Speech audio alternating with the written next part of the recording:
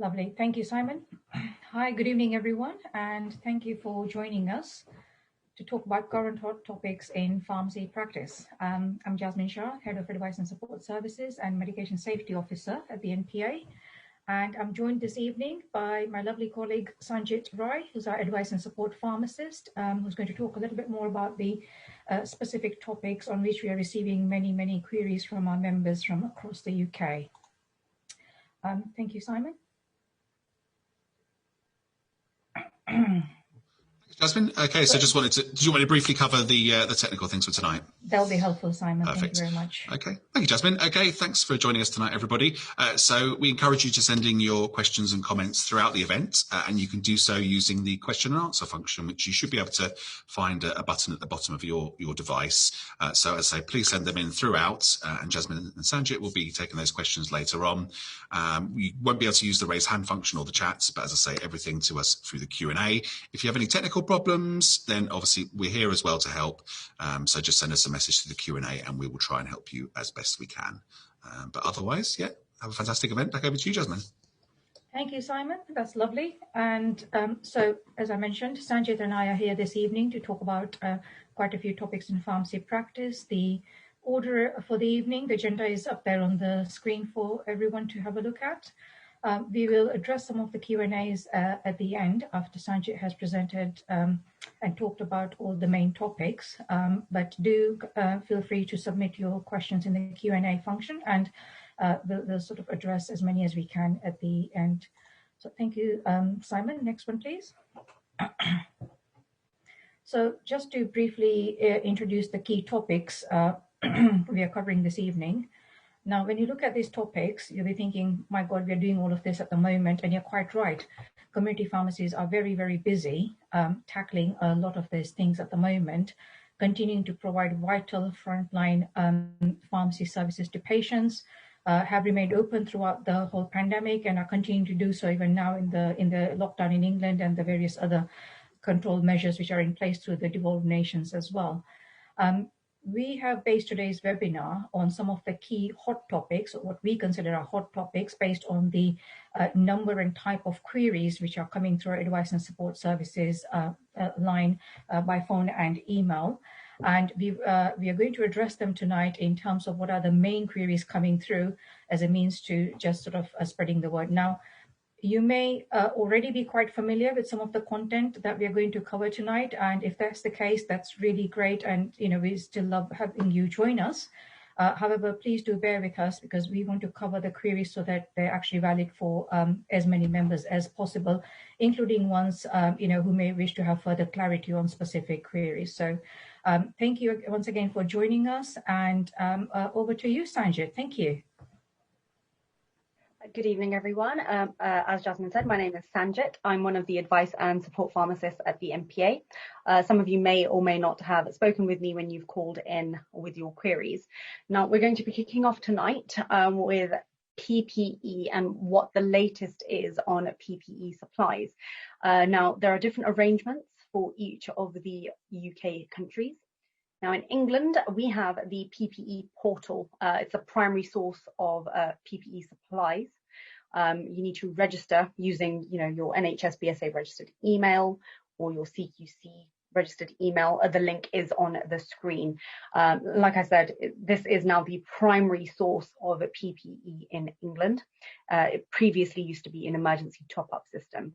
In Northern Ireland, my colleagues in Northern Ireland will have received a communication from the Health and Social Care Board. You can order additional supplies on a monthly basis as per the existing process, and the update and reordering process can be found on the link on the screen. Next slide, please. In Scotland, you'll need to order your PPE supplies via the Health Board procurement contacts. Now, these then, I think, are raised by the local health boards via an automated procurement portal to then deliver to community pharmacies. In Wales, supplies are to be requested directly from your relevant local health boards, and guidance and the replenishment spreadsheet can be found on the links on the screen. Next slide, please. Okay, so we're moving on to the COVID-19 pandemic and what the latest is on contact tracing. Now, contact tracing services have different names in each of the 4 countries and different names for the apps as well, as you can see on the screen. Next slide, please. Okay, so in England, the contact tracing program is called Test and Trace. So as part of the assessment stage of contact tracing in England, when a pharmacy staff member, for example, tests positive, they'll get a call from a test and trace caller. Now, when they receive that call, staff should be told to give the pharmacy name and contact details as opposed to individual names of pharmacy staff. This is so that the workplace can be recognized as a healthcare setting, whereas when you give individual names, no assessment is given, and you will simply be told to self-isolate, which can lead to obviously the whole workforce being told to self-isolate, causing disruption in pharmaceutical services. Now, the advice in England is that Public Health England local health protection teams should be assessing all contact tracing in community pharmacies, and when they are undertaking this assessment, they should be taking into consideration, what measures have been undertaken to reduce the risk of transmission. To find your local health protection team in England, you can find it on the link. And now, in all cases where there's a possibility of disruption to the service you provide, you should inform your regional NHS England and improvement offices. The key thing to remember is the recommendation is also that the COVID-19 app in England is paused while you are at work, because the app does not take into account, for example, how long a contact has been in the pharmacy, as an example, and it does not take into account the fact that you have been, wearing PPE, for example. Next slide, please. In Northern Ireland, the contact tracing service is called PHA Contact Tracing. At the assessment stage, contacts are identified in 3 categories as being high risk, low risk, or no risk at all. A high risk is a close contact that you have spent more than 15 minutes with without PPE. Now, if you have been wearing PPE, then it's less likely that you will be asked to self-isolate. However, if you were not wearing PPE, then it is more likely that you will be told to self-isolate. In terms of the app, the recommendation is that you can turn the app off if the following apply. So if in the workplace you were following social distancing rules, you were working behind barriers, and wearing appropriate PPE. Next slide, please.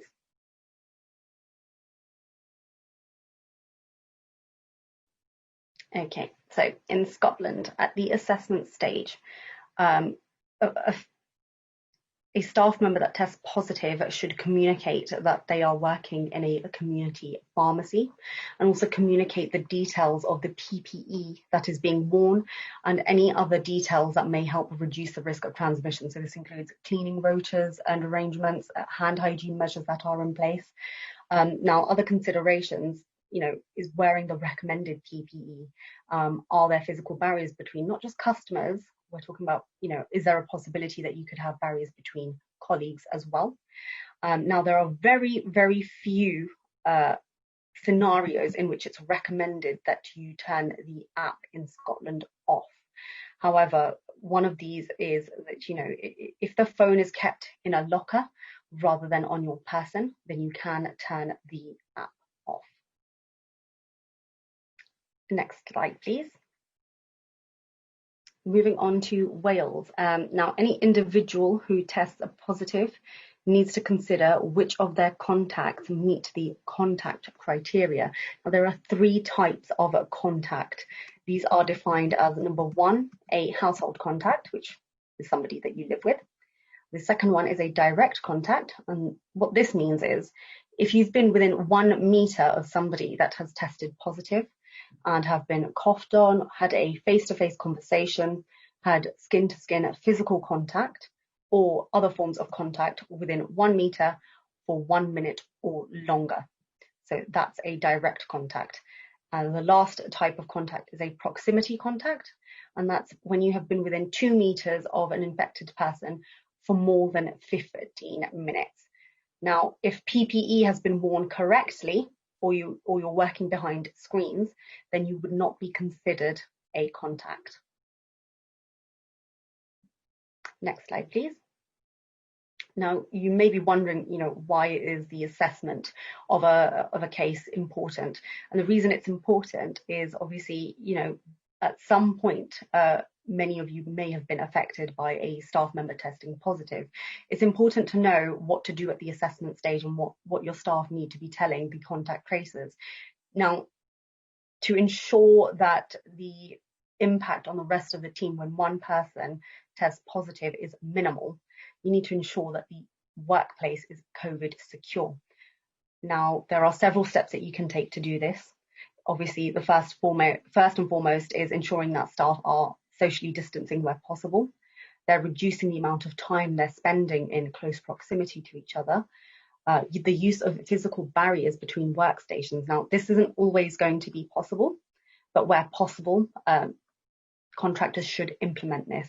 Obviously, the proper use of appropriate PPE, frequent hand washing and cleaning, good ventilation, staff break arrangements.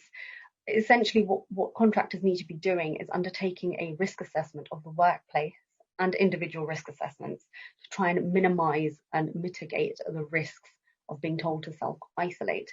And you may also want to think about splitting the team, so have split team working so that not the whole team is affected when one person tests positive. Next slide, please. Okay, so we're moving on now to the flu vaccination service. We're kicking it off with off-site vaccinations.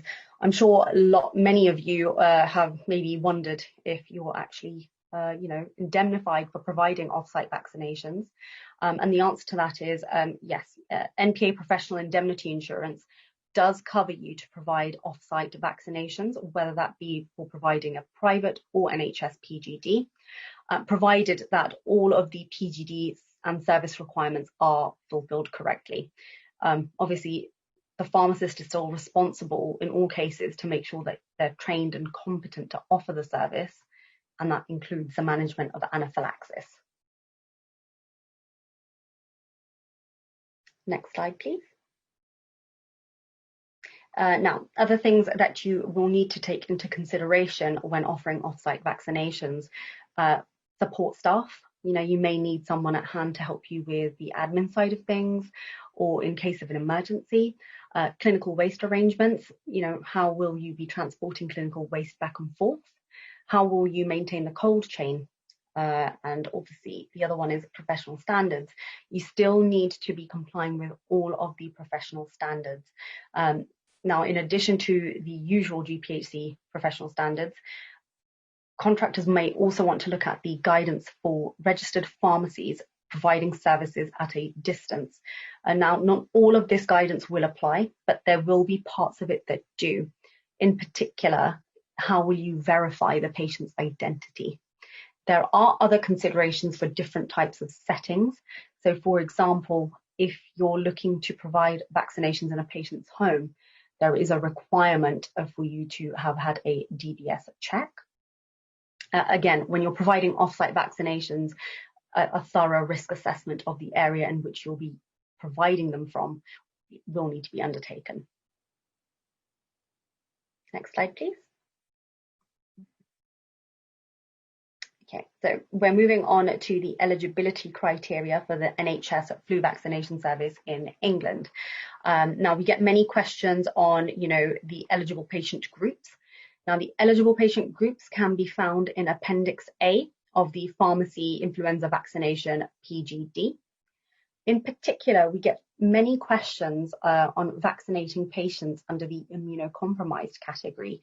Now, the list of conditions held within the PGD and service specification is not exhaustive. I'm sure you can all see it. I've pulled from the PGD and service specification a statement with regards to the immunocompromised category.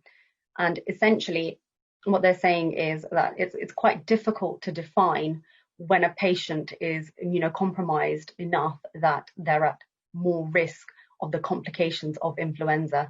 And essentially, a decision needs to be made on a case-by-case basis. Now, there's not a list of medications or conditions that are covered under this category. The reason being, like we said, it's a clinical decision and not everyone's going to be immunocompromised to the same level. So a perfect example, someone taking methotrexate at 2.5 milligrams is likely to be immunocompromised to a much lesser extent than somebody who's taking methotrexate at a dose of 40 milligrams. So hence why decisions have to be on a case-by-case basis. Now, in all cases where you're unsure if the patient fits that category, they should be referred to their GP. The other question we get is if patients aged 50 to 64 years old are eligible for the NHS flu jab. And now, currently, they are not eligible based on age alone, unless they fall under one of the other eligible criteria. This cohort will not be included as part of the PGD until an announcement is made, which is likely to be later in the flu season. Next slide, please.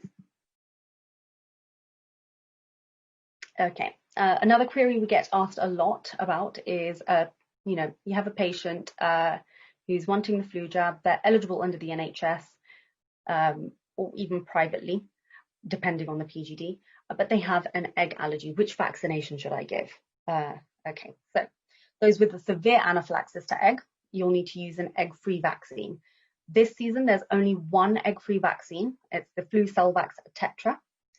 Now, those with a less severe egg allergy, you can use an inactivated flu vaccine with an ovalbumin content of less than 0.06 micrograms per dose.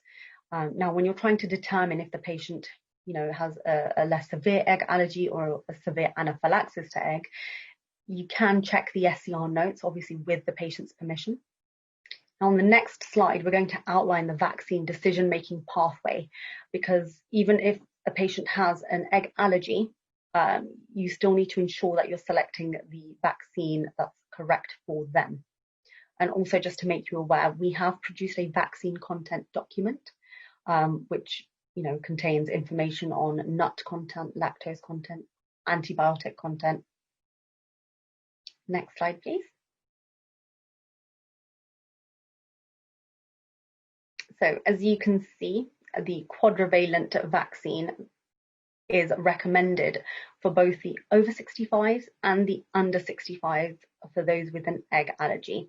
Now, this decision-making flowchart can be found in the NPA NHS Flu Service SOP.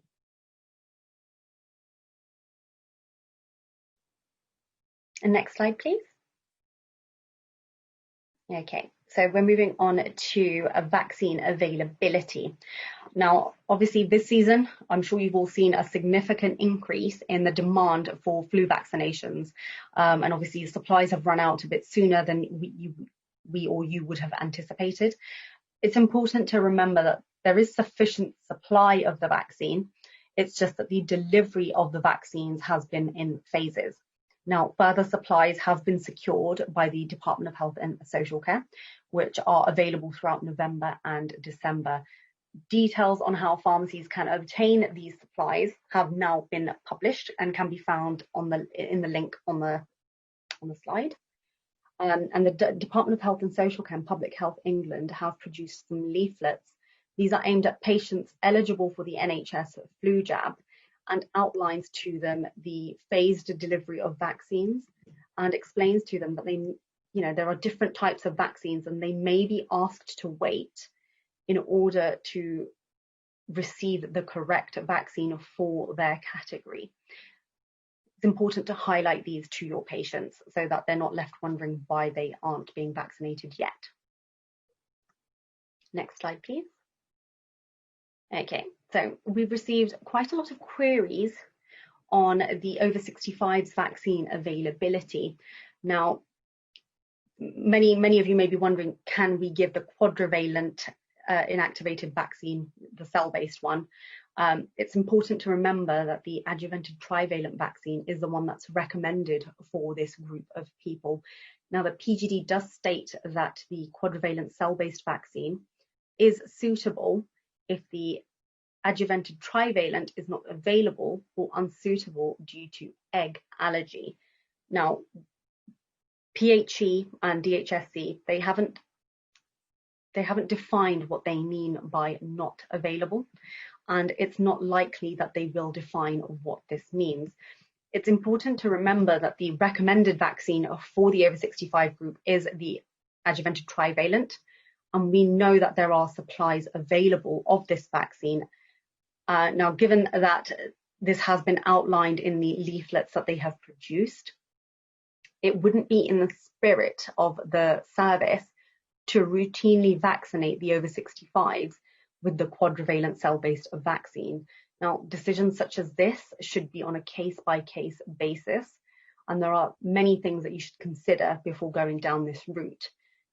Namely, when will the recommended vaccine be available, or is there another pharmacy in the area that has it, or does the GP surgery have it? Does the patient know that the quadrivalent vaccine is not the one that's recommended for them? Are they making an informed decision? And is it in their best interest? So all these things that pharmacists should consider before, making that decision to supply or administer the quadrivalent vaccine. Next slide, please. Okay, so we're moving on now to the Pharmacy Quality Scheme 2020-2021. I'm sure, given everything else that community pharmacies having to deal with, this can be quite time consuming. But to clarify things, that there are two parts to this. Now, part one is a gateway criteria for part two. The declaration window opened on the 14th of July, and it's going to remain open until the 29th of January 2021. Now, part one is it's a checklist of 14 essential criteria. You need to be meeting all 14 of the criteria within the review period, and subsequently you'll receive £1,630. Now, part two commenced on the 1st of October. The declaration window for this is the 1st of February 2021, and the window closes on the 26th of February 2021. Now, part two has 5 domains. Each domain has its own criteria, and you do need to meet all the criteria within each domain in order to be able to claim payment for it. Now, payment is based on the number of points you accumulate. Each domain has a set number of points. This is also based on whether you are a PCN lead or a non-PCN lead. To quantify it, each point has a minimum value of £48 and a maximum value of £96. And the points are calculated based on your prescription volume from the previous year. All these details can be found on the links on the slide. It's important to remember also that all the claims for PQS are to be made via the MYS portal. Next slide, please.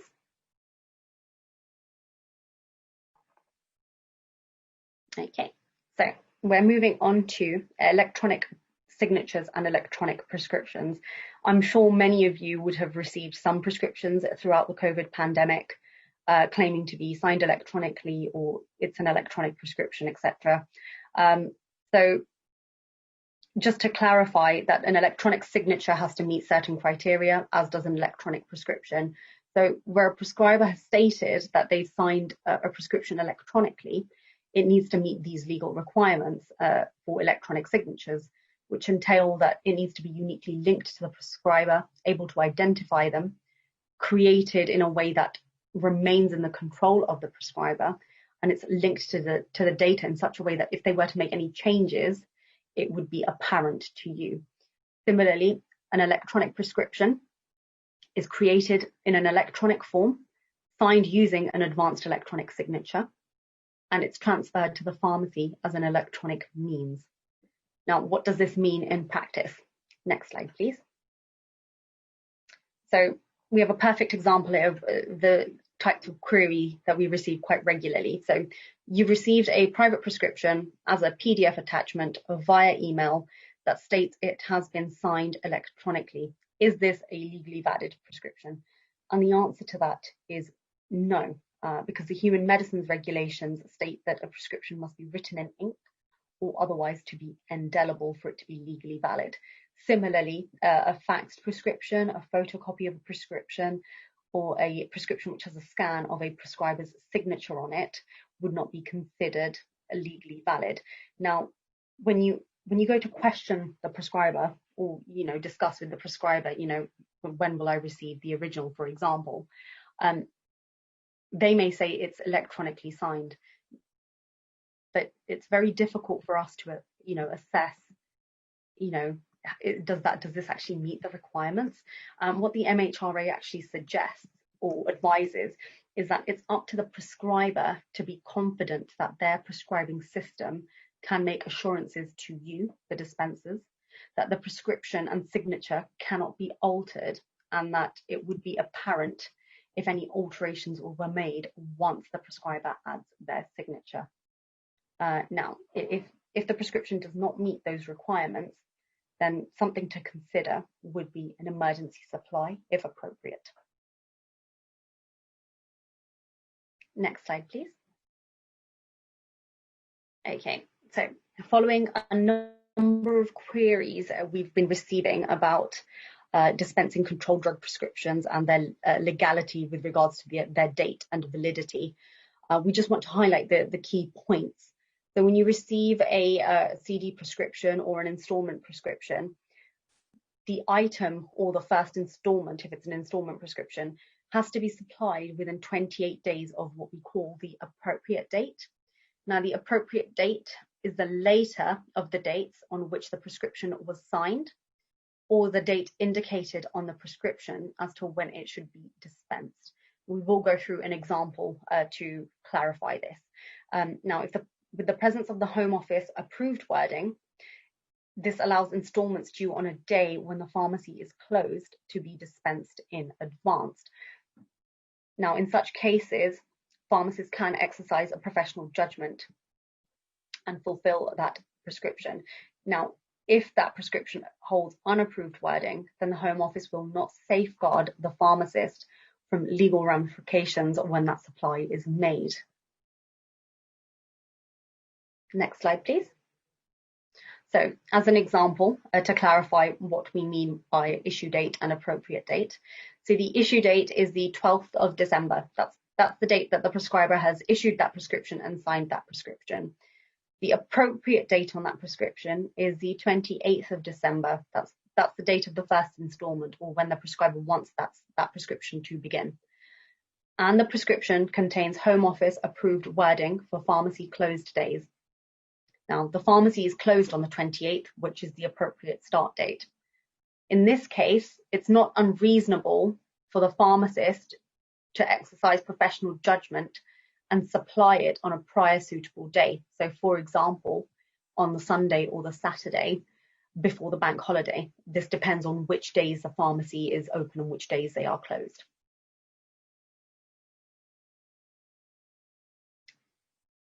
Next slide, please. Okay, so excipient queries. Again, you may have been receiving increasing queries from patients and customers yourselves with regards to the excipients contained in some medicines, things like lactose, or, is a medication gluten-free? Is it vegan-friendly? Now, for all such queries, we need to establish, firstly, is the patient intolerant? Are they allergic? Is it just or is it due to an underlying condition? So in particular, for lactose, for example, establish whether the patient is intolerant or allergic. Now, to clarify, a food intolerance is when you have difficulty digesting certain foods, and then you have unpleasant physical reactions to them, sometimes things like tummy pain, vomiting, bloating, and this usually happens a few hours after eating the food, compared to an allergy, which will usually lead to symptoms such as hives, itching, and obviously in very severe cases, anaphylaxis. So it's important to clarify with the patient which of the two it is. Now, with regards to intolerance, the BNF actually states that in the majority of medicines, the amount of lactose that is contained within them is too small to cause problems in most lactose intolerant patients. Now, if the patient is severely lactose intolerant, the recommendation is that this should be determined before prescribing. So it's important to know, firstly, who is the request coming from too. If it's the patient and they're claiming that they're allergic, does the prescriber know? Why have they not requested this? You can check the SCR if you need to, obviously with the patient's permission, to see what information is contained within that. But essentially with lactose, the summary of product characteristics will list this in the excipient section. Now, but with regards to gluten, halal, vegetarian and vegan suitability, SPCs won't list that a product is, suitable for someone with a gluten intolerance, or it's suitable for vegans, for example. This sort of thing is not listed in the SPC. It requires calling the individual manufacturers. Now, with regards to halal and vegetarian suitability, things that you can look out for in the SPC is things like gelatin. Now, they may list gelatin, but they won't tell you the source of the gelatin, which for some patients does make a difference where that source has come from. And it's similarly with vegan suitability, we need to look out for magnesium stearate and lanolin. They can come from animal and plant sources, but the SPC won't state what that source is. They will just state the excipient. Next slide, please. So on the screen, you'll see some useful links to the Vegan Society and the Vegetarian Society. This can help with queries relating to the suitability of these products in those two groups. They have dedicated sections on medicines. And then there are 2 links to the Specialist Pharmacy Services website as well, which can be useful to you. Next slide, please. Okay, so we're moving on to dose queries. So we've all been there. We've received a prescription for an item, and the dose doesn't, it's not one that you've come across before. And in order for you to, clinically check the suitability of that dose, you need to gather as much information as you possibly can. First and foremost, the indication, and also check, is it a licensed indication or an unlicensed indication? If we don't have the indication, we can only go based on the licensed indications. And if that medication is being used off license, we can't say if there's any evidence to support that dose being used unlicensed without knowing what the actual indication is. Now, when you're gathering this information, it's important to find out, specific indications. So for example, itchy skin is too broad, whereas if we can narrow it down to urticaria, we can narrow our search down. And again, if we only have the dose information available to us with no idea of the indication, it's very difficult for us to find an indication which essentially fit that dose. Now, if it is being prescribed for an unlicensed indication, and you know that it's an unlicensed indication, you can then look into if there's any evidence to suggest this medication being used off-label at that dose. Now, where it is being used off-label, you do still need to check with the prescriber, just check that they are aware. Ultimately, it is their clinical decision, but you need to ensure that they are aware that it's off-label. And if they wish to continue, the patient or their representative also needs to be made aware that it's not licensed for use in this way. And contractors should document everything so that there is a record of having had this conversation with the prescriber. Hi, Sanjit, if I can just add to that, hi. And you're quite right to cover that in the detail, because I think from our perspective, the experience we have as a means of trying to support members is we often get queries from members, as you know,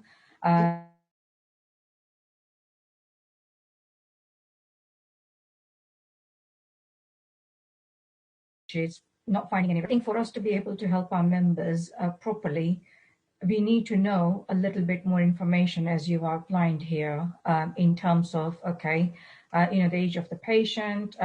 Do we even know what the indication is? I mean, yes, obviously it might be a very high dose, perhaps for a licensed indication, or it's a dose which is being used for even an unlicensed indication and off-label use potentially as well, or in in a different age group even, and things like that.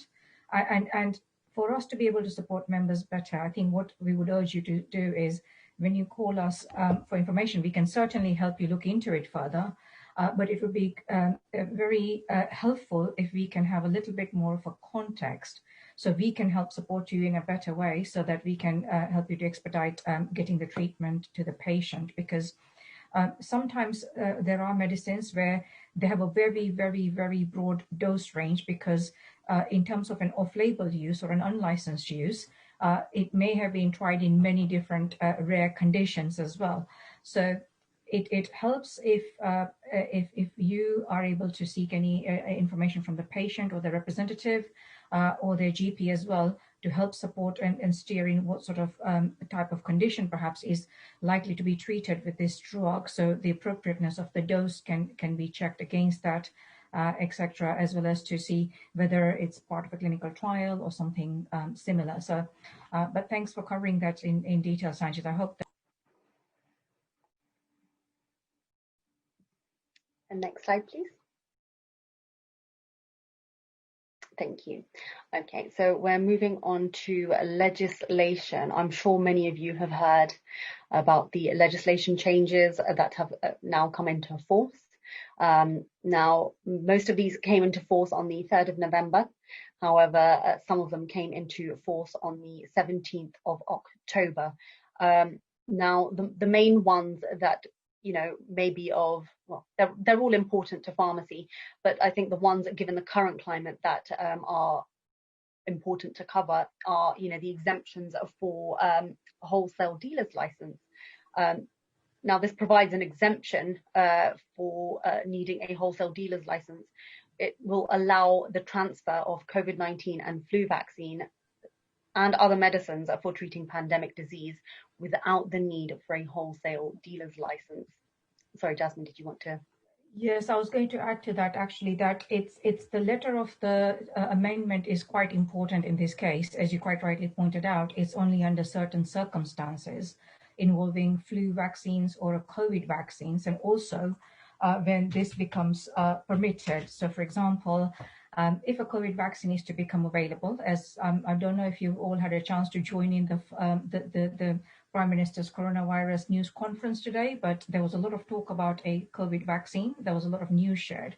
Now, if there is a circumstance that becomes available and the government is seeking to ensure that the vaccine is deployed throughout the country, then there may be a need to ensure that there is sufficient vaccine available for the different vaccinators to be able to vaccinate as many people as possible under the relevant protocols that are put in place. So that would perhaps be a time when the exemption from a wholesale dealer's license may come into force. But I would like to stress at this point that, to the best of our understanding at the moment, it is not the case that you no longer need a wholesale dealer's license to supply medicines between different pharmacies and different businesses. That is certainly not the case at the minute.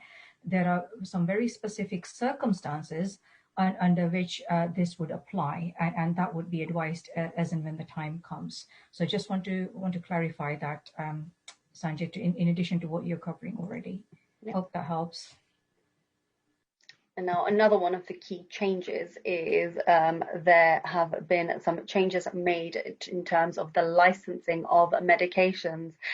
So reinforcement of the temporary authorization measures for conditions to make sure that any unlicensed product that's recommended by the government meets required safety and quality standards. So essentially what this means is, as I'm sure you've all heard, there's a COVID vaccine on the horizon. What happens if, it's not licensed? Now, the changes in legislation mean that it can actually be administered to patients before it has received its MHRA licensing. It's under temporary authorization statute. You're quite right, yes. Because in the normal course of business, which I'm sure everyone knows, there is a process for authorizing medicines that the MHRA has in place. When a COVID vaccine becomes available, they may want to accelerate it in a much faster way, the availability of it, providing that they have sufficient information on the safety and efficacy of it. And it may be that the temporary authorizations legislation is used to permit the administration of that vaccine in a manner so that it's not considered unauthorized in that sense, but is granted a temporary authorization while full authorization is sought for that, if that makes sense. Yeah, well, it's pending. Yes, I think this whole thing about how many different amendments, so it's the Human Medicines, Coronavirus and Influenza Amendment Regulations 2020, as we're talking about here. And there was very short consultation period on this, to which obviously the NPA also responded to that consultation, by the way, on behalf of pharmacy members as well. And I think it's important to note that a lot of these things this is not a blanket change in regulation applicable in all circumstances. I think I want to stress that. These amendments are very specific amendments pertaining to a degree, and under a lot of it is for pandemic situations and only applying specifically to the flu vaccines and or the the COVID vaccine, if and when it becomes available or is likely to be available. So I think we need to be quite careful that the application of it is not generally permitted. So far as all other supply of medicines goes that pharmacies would be operating under, the regular human medicines regulations apply as normal, I would like to say. I think that's a good way to differentiate that. And it is only when it comes to influenza vaccine and the COVID vaccine that the amendments would apply. I think there's quite a simplistic way of looking at it, but I hope that helps members to differentiate where these things will come into play. Thank you, Sanjit. I hope that's helped. Now, one of the other key changes, which I think many of our members might be keen to hear about, is the expansion of the workforce that's allowed to vaccinate. Again, it would be under very specific circumstances, but it could include pharmacy technicians. Jasmine, anything to add? Yeah, so in terms of the expansion, so I think what you are speaking about there is the change under these regulations as to who would be permitted to administer the vaccines, right? Yes. So for example, there is mention of pandemic disease treatment protocols under which these vaccines could potentially be administered. So generally speaking, when pharmacies administer the flu vaccine at the moment, it is done under a PGD, right? And the NHS issues a new PGD every year for each year's flu season, just as we have from September this year. Now, one of the changes that has come about, obviously, is that there may need to be a slight change to that. So, for example, if the deployment of a COVID vaccine is done under a pandemic vaccination protocol, then it may be, we don't know what the protocol looks like at this point. Remember, it's probably being developed as part of the country's preparedness plan. But it is likely that it will be designed along the lines of a PGD, essentially. So it will have the eligibility criteria and those sort of things. But until we see a version or a protocol actually being issued, we're not going to know at the moment exactly what it is. But it is expected that the layout will be something similar to a PGD. Now, also, we're talking about who can actually administer the vaccine. So that has been legislated for under these amendments. Sorry, just losing the signal here for a second. 1 second.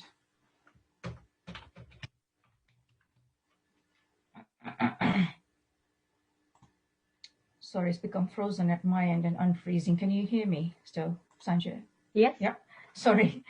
Yeah, so it is the case that people will be allowed to vaccinate. So, for example, persons applying or administering sort of vaccines under these pandemic protocols who can vaccinate can potentially be extended. But again, we expect all of these things to be covered in the protocol that is issued ultimately regarding the training, the availability, how it will be available, who it will be available to, how it needs to be administered, who can administer it, and all of those details are expected to be in any protocol that is issued in terms of the conditions for administering that vaccine. So essentially what has happened is the legislation has come into force to permit those things to happen, to basically try and allow for flexible arrangements, if I can use that word.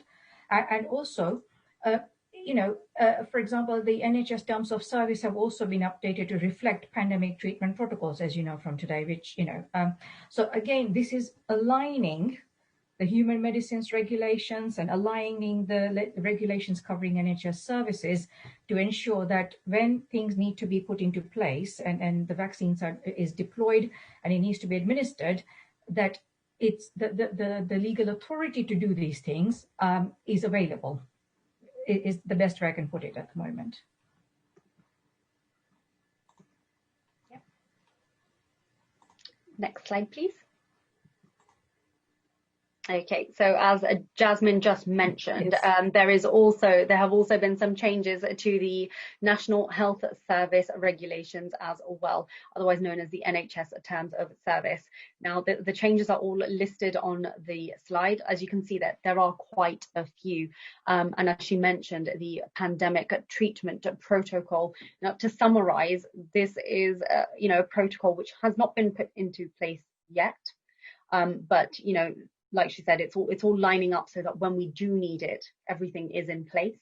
Now, the pandemic treatment protocol can be used to, allow for the supply of medicine for the prevention or treatment of diseases for a current or anticipated pandemic. So currently, obviously, it's coronavirus, but these protocols can also be used for vaccinating against influenza as well. It's becoming part of the new essential service of dispensing provision. But like Jasmine said, there currently isn't one, but it's shaping up to put us in a better position so that when one is announced, everything is there that we need it to be from a legislative perspective. Sorry, Jasmine, did you want to add something? Thank you. Yeah, I think I'll just add to that point that there is two different things. There is something called a pandemic treatment protocol, which involves the supply of medicines. So, for example, if a medicinal treatment is available to try and mitigate the symptoms of coronavirus, for example, or even to treat it, and it's a medicinal product, then there is a potential for it to be supplied to patients by pharmacists through a pandemic treatment protocol. And that could be any medicinal product which is, which has been deemed for that particular use under that protocol. Yeah. And that is to be differentiated from the pandemic vaccination protocol as pertaining to the administration of vaccines, which only applies to flu or a COVID vaccine. So I just wanted to differentiate that is the case, that if it's an injectable vaccine, it is only applicable, this treatment protocol, to the flu and the COVID vaccine. If it's a medicinal product, it could be whichever medicinal product is deemed to be suitable to be deployed, as information becomes more available about the efficacy of certain medicinal products to mitigate either the symptoms of coronavirus or potentially treat it. I mean, we don't know about these things at the moment, but this is all preparing the groundwork so that should these things become available and they need to be deployed on a large scale, the mechanisms are laid out and available to be activated for supply of these medicines through pharmacies. Yeah, thank you, Sanjay. Now, another piece of the NHS Terms of Service that applies in the current situation, or could apply in the future, is the limiting of pharmaceutical services for the provision of COVID-19 and flu vaccinations.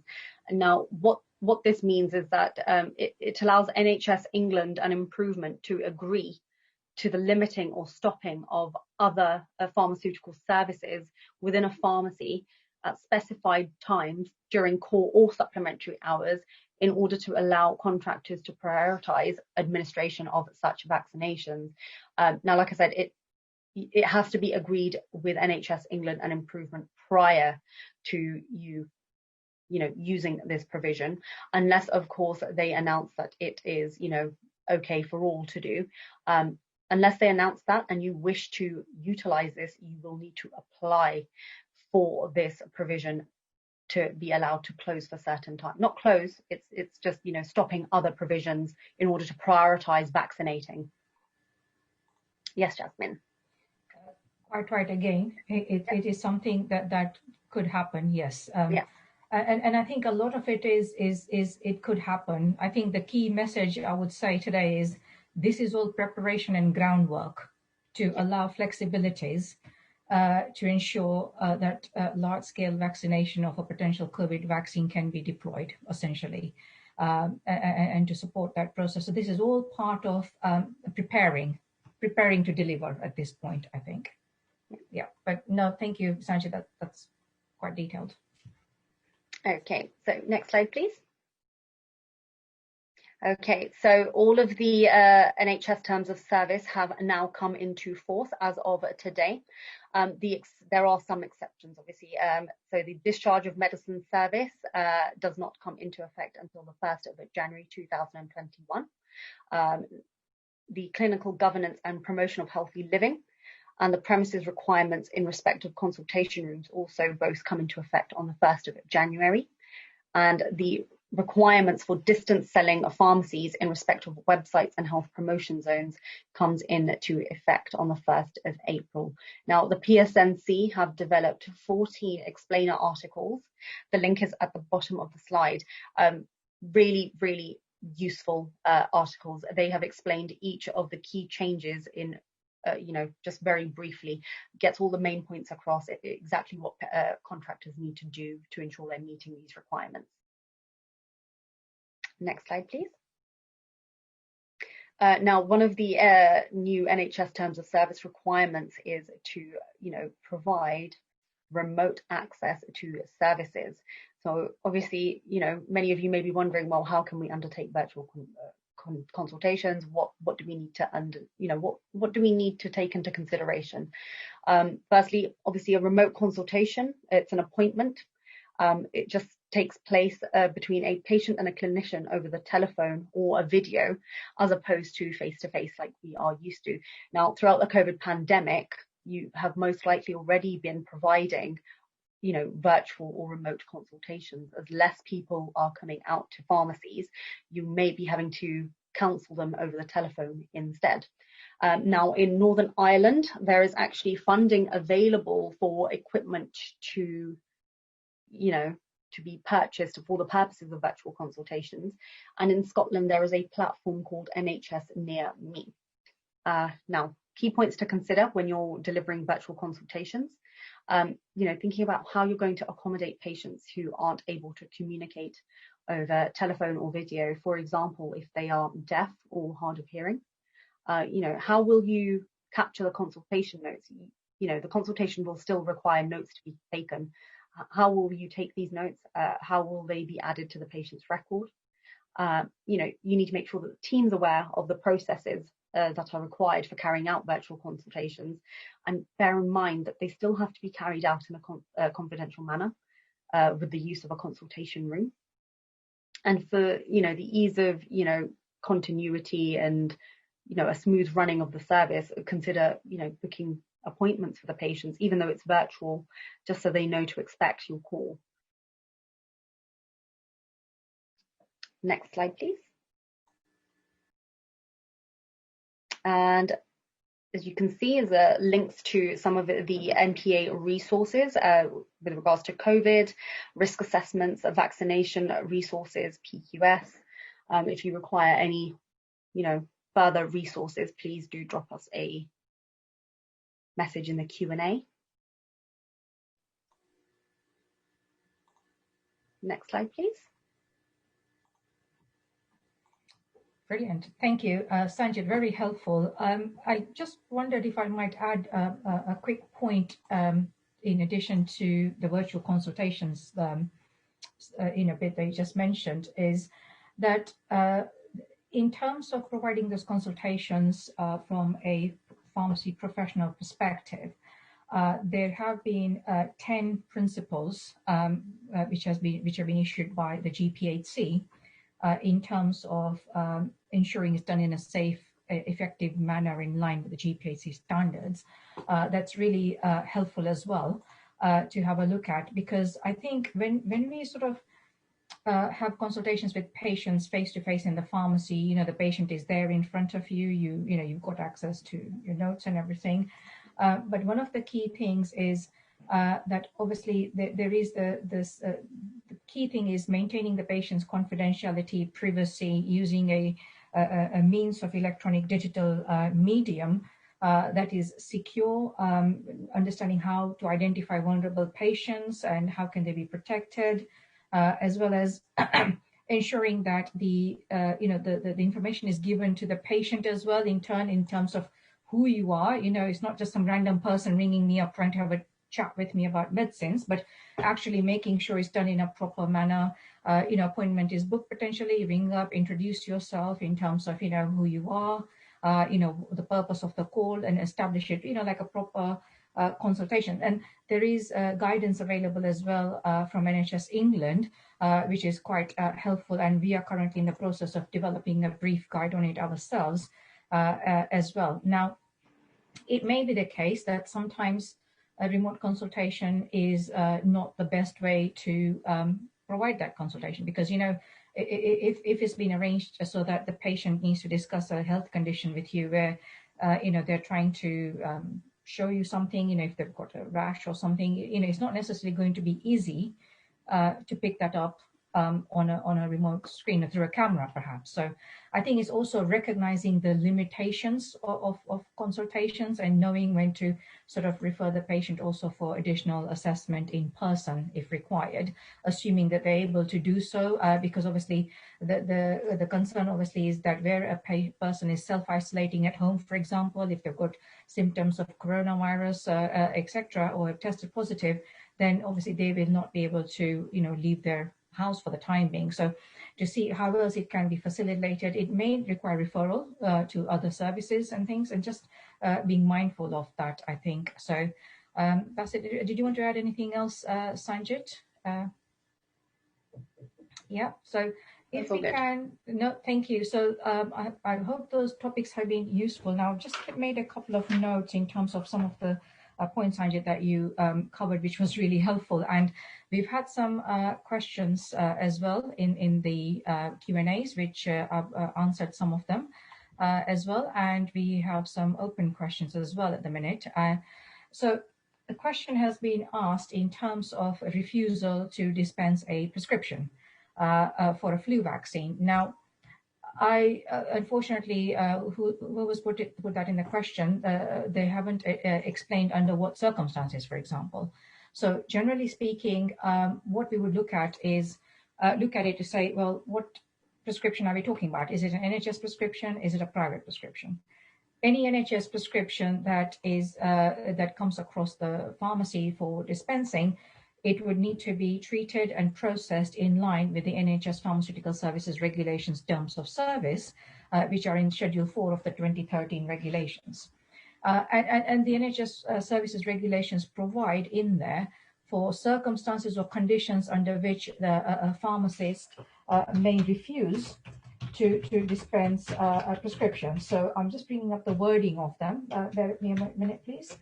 And there are quite limited circumstances, if I'm honest, under which you can refuse to dispense it. So, for example, yes, one of the most obvious things is if you have clinical concerns regarding the item that has been prescribed and you're worried that it is inappropriate for the patient, or it can bring about patient harm or jeopardize their safety, then obviously you wouldn't just dispense it. You would want to contact the prescriber, have a discussion with them about understanding, and if required, arrange for a new prescription to be issued. So that's one of the circumstances.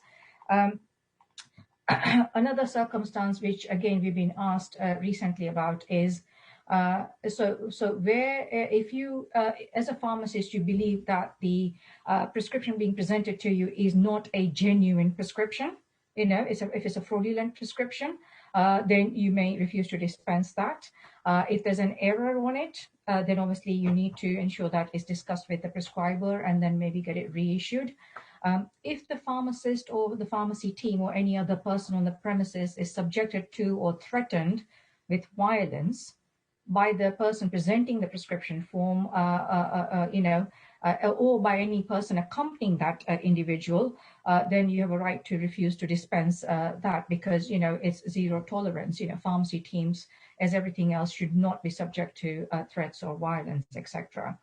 And also similarly, you can refuse to dispense a prescription if, for example, the person presenting it or anyone accompanying that person commits or threatens to commit a criminal offense, or the prescription is incomplete because it doesn't contain the relevant information that is required on it to make it a legally valid prescription and things like that. So I think you would have to look at the circumstances, I would say. And similar considerations also apply to private prescriptions as well.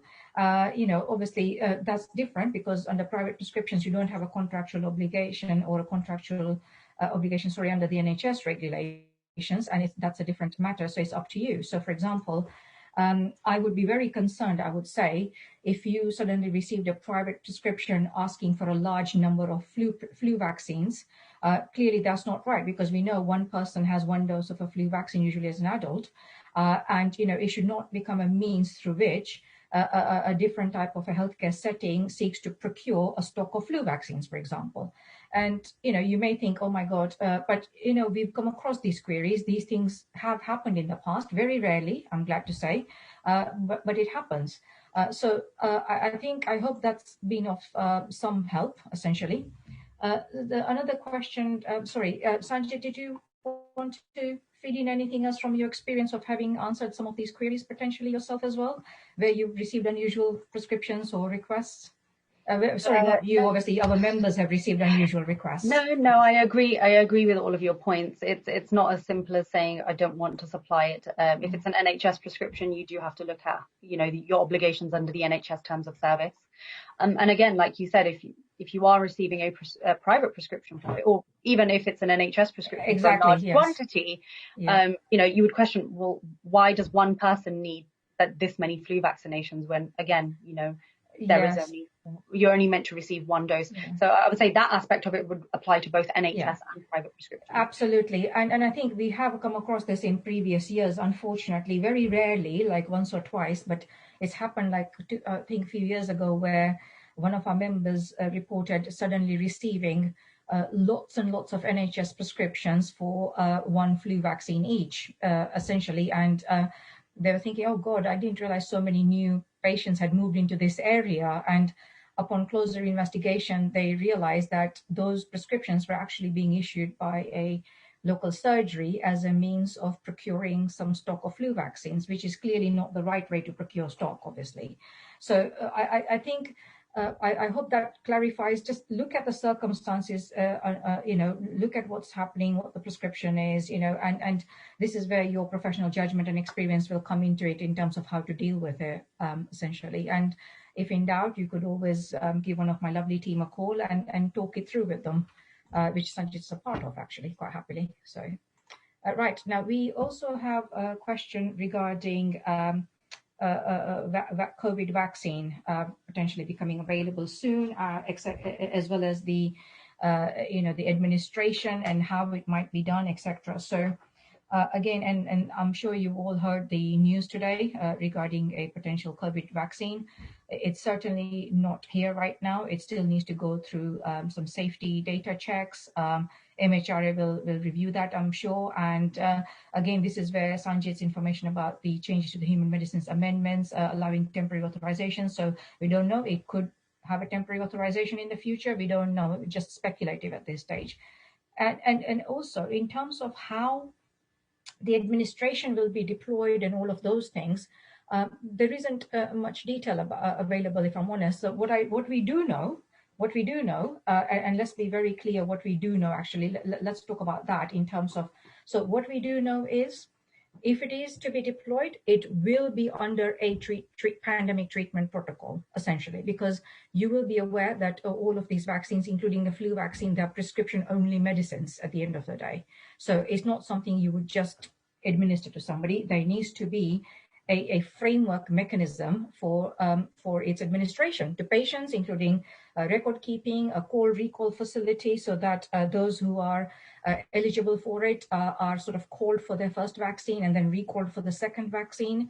The Joint Committee on Vaccination and Immunization has published an interim cohort list of individuals in what order individuals will be able to receive the vaccines, and they published that I believe at the tail end of September, if I recall correctly. And that is an interim list, because once a vaccine is potentially authorized or temporarily authorized by MHRA, then looking at what vaccine it is, etc., looking at the state of the pandemic at that time, and taking a whole lot of factors into public health factors into account, that list may or may not be updated in terms of in what order the vaccines will be prioritized to administer to the public in the United Kingdom, basically. And it will maybe that the 4 UK countries may have different approaches, even potentially. And all of these are things to do. But what we absolutely do know is that the general principles under which community pharmacy generally operates when they supply medicines to patients or they administer vaccines to individuals is absolutely the responsibility for everything, to ensure everything goes safely and effectively, rests with the superintendent pharmacist. The responsible pharmacist's usual responsible pharmacist duties and roles remain in place. There will need to be appropriate resources, appropriate training, which again may be made available alongside the vaccine deployment. Storage requirements for a potential COVID vaccine would have to be factored in. So, for example, vaccines are generally fridge lines. If you have one fridge at the moment and it's already full, you need to think about, well, where will additional vaccines be stored, for example, and things like that. You'd have to look at staffing levels. The fact that you are trying to provide community pharmacy, your regular pharmaceutical services alongside introducing a whole new vaccination service potentially. Remember, because you might also be doing the flu service in the meantime, which runs until the end of February, as you know. So there are a number of factors to think about it. All the GPAC's regulatory requirements will need to be fulfilled. There'll be patient safety considerations. So all of these things we do know come into play whenever you're providing any service, as you know, any pharmacy service from a pharmacy or even offsite, all of these things come into play. With regards to pharmacy technicians, we're getting a lot of queries regarding pharmacy technicians. So maybe it helps if I just clarify it in very, very blunt terminology, if I may say that, Sanjit, because at the moment, as things stand, pharmacy technicians are not authorized to administer any vaccines under a PGD or supply any medicines under a patient group direction. That they are not covered. So, for example, if you are the pharmacist in a pharmacy operating a flu vaccination PGD, let's take that as an example, then it's under the current legislation, the pharmacist is fully responsible for operating every single part of that PGD. So, for example, if the pharmacist has done all the clinical and eligibility checks for that for a patient, let's say, they are not able to delegate the administration part of that PGD, the actual, injecting somebody to a technician, even if that technician is trained. Does that make sense, Sanjit? We get these queries pretty much every day at the moment, don't we? And we also get queries regarding the indemnity cover, for pharmacy technicians. So with regards to indemnity cover, obviously NPA Insurance has advised regarding that. There are two elements to it, for example. So can pharmacy technicians undertake vaccination training so that they are trained to actually administer medicines? Nothing wrong with that. Registered pharmacy technicians can undertake training for vaccination techniques. In fact, the NPA is providing that training at the moment, right? However, that doesn't mean, for example, even if you have a trained pharmacy technician in your staff, that you can delegate administration of the flu vaccine or supply of any medicines under any PGD at the moment to pharmacy technicians. Is that sufficiently clear, do you think, Sanjay? So, I hope that makes sense in that sense. So with regards to professional indemnity, I think it's best that if any of our members have any specific questions regarding the pharmacy technicians and what sort of services they may want the pharmacy technician to provide, it's best to get in touch with the legal team directly so that, they make sure that they've got the right response about whether it will be covered under the regular indemnity that they have with the membership or whether an additional premium might be required for any services. So the email address is legalindemnityinquiries@npa.co.uk. So I hope that helps. With regards to the vaccine deployment, going back to the original question that's been put in the Q&A box, is we don't know much at all at the moment. Those protocols under which the supply will be done are being worked on, presumably. But as soon as we know things, we will be keeping our members updated. And obviously, we are doing a lot of work at the NPA behind the scenes of ourselves to forecast what sort of support our members will require to be able to provide such services and things like that. A couple of other questions that have come through at the moment regarding the new COVID-19 vaccine from Pfizer and the storage requirements. Now, a lot of vaccines, as you know, can be stored at fridge temperature. Okay.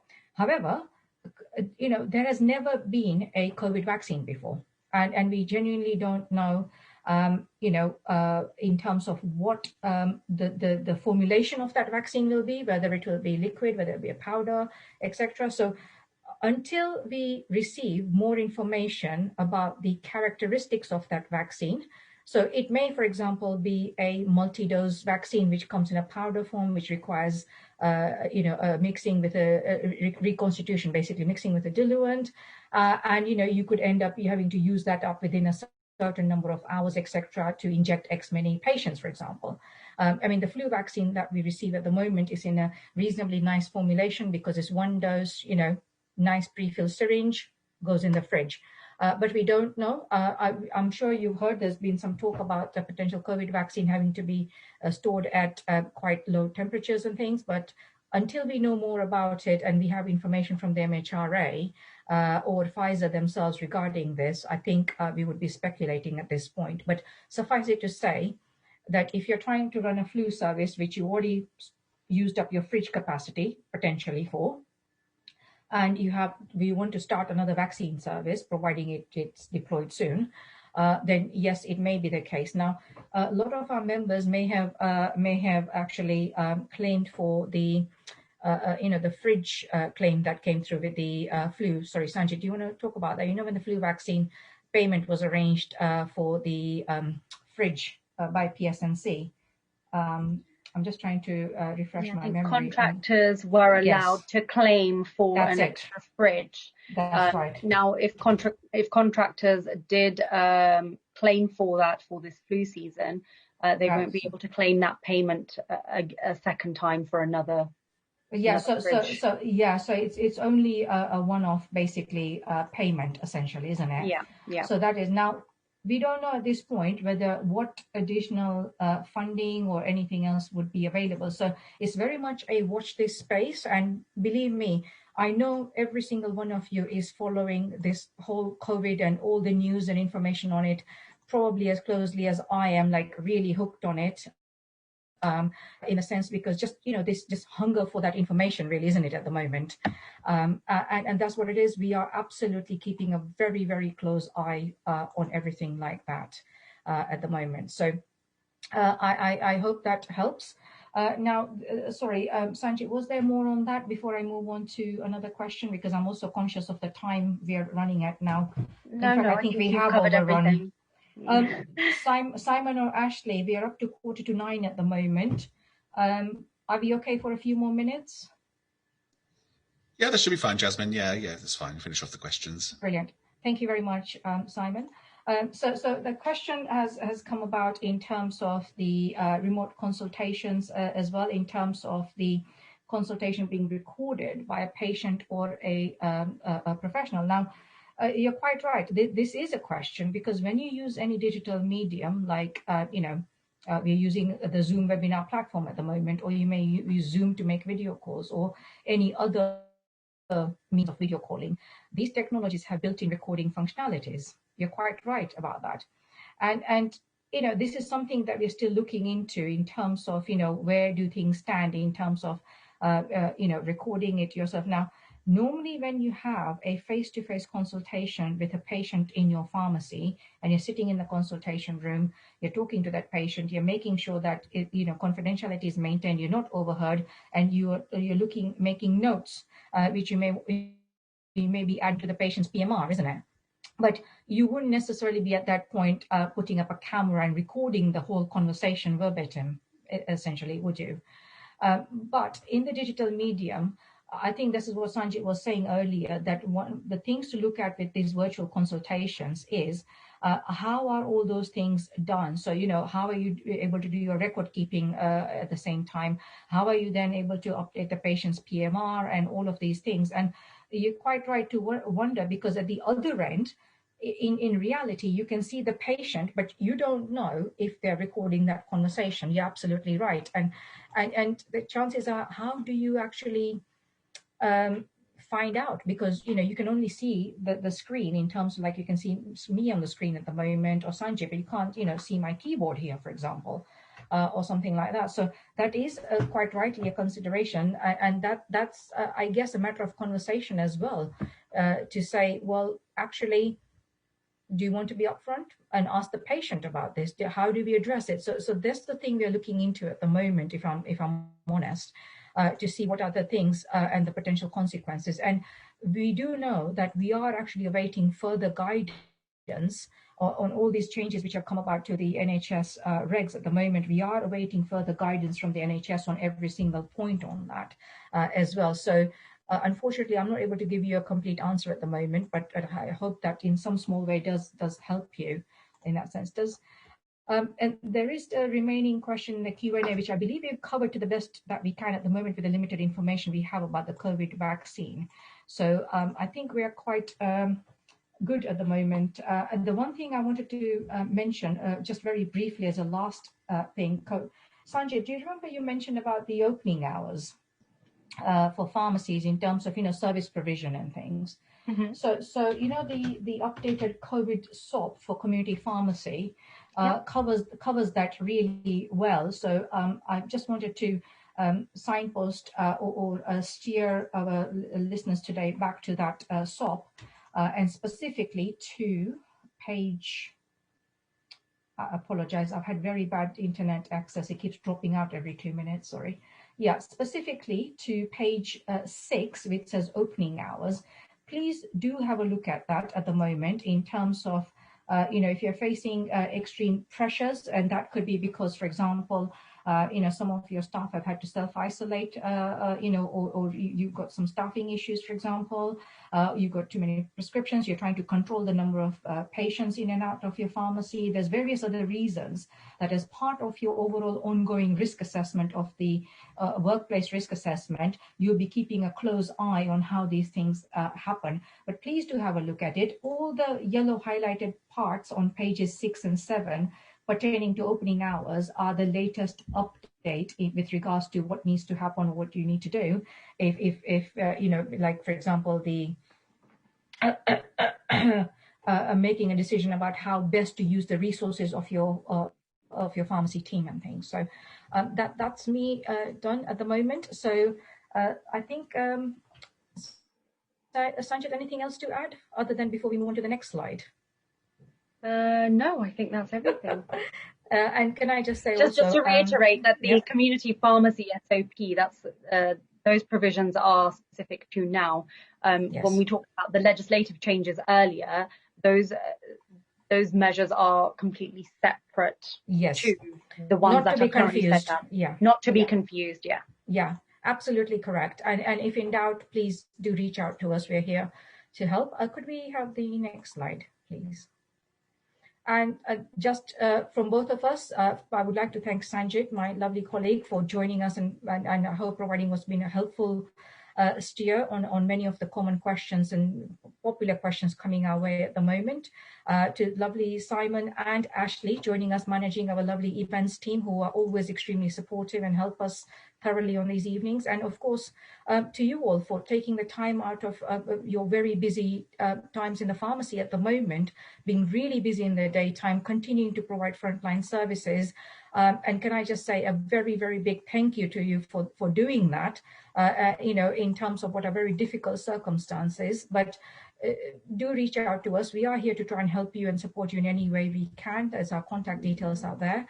And I'm hoping that as many of you as possible will join us tomorrow evening, where I'm going to be joined, thank you for that, by Claire Bryce-Smith, who's the Director of Insights, Intelligence and Inspections at the GPHC, to share many of the learnings and insights they've had by inspecting distance selling pharmacies and online pharmacies, which is a very particular relevant topic at the moment, because even if your pharmacy is not a distance selling pharmacy or an online pharmacy, the fact is now in this year, more than any other year, community pharmacies are providing more and more services at a distance. And you don't have to be a distance selling pharmacy to actually come under the requirements of the GPS's guidance on providing services at a distance. If you are providing any services at a distance, then those requirements under that guidance are applicable to you. And it's really important to understand how to go about this. I mean, one of the prime examples, I would say, are these virtual consultations where we are consulting with patients at a distance through digital medium and things. There are more increasing numbers of pharmacies providing other sort of medicine supply and various other things through their pharmacy websites, for example, and things like that. So please do join us tomorrow evening if you can. It's at the same time, 7:30 in the evening, for what is going to be a very, very helpful session. I mean, I've had long conversations with Claire about this myself recently, and some of the insights are absolutely fascinating, but it also gives a huge insight into where things can go very, very wrong at times. But we want to make sure that if you're providing these services, you're doing it in as safe a manner as possible. So thank you for listening. Have a pleasant evening, and we hope to see you tomorrow. And thank you, Sanjit, Simon and Ashley as well, for your support as well. Thanks. Bye.